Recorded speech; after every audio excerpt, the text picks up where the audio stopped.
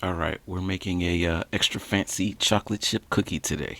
So within our mixing bowl, we're gonna add some butter, softened butter, 1 stick, half a cup.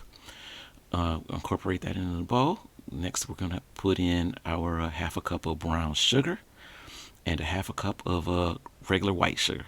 We'll mix that together, and we've got our buttery, sugary mix. Then we'll add an egg on top of that. Mix that in, give it a little bit of more of a cream texture.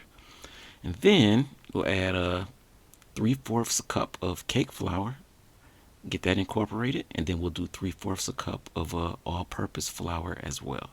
So that will now pretty much put together our dough. Now we'll add a half a teaspoon of cornstarch, and then we'll do 3/8 of a teaspoon of baking soda, and let's mix that up a little bit, get that incorporated, throw a little pinch of salt in there. Um, get it fully incorporated, and now we have our base. That's just our base cookie dough.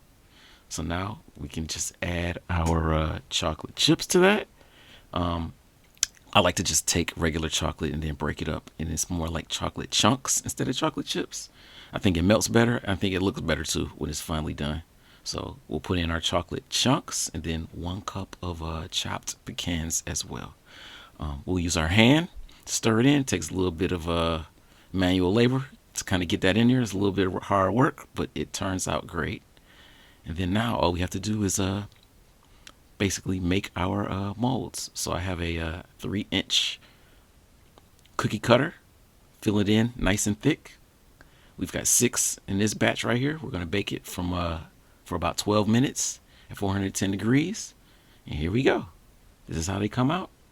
Nice and thick, and pretty good.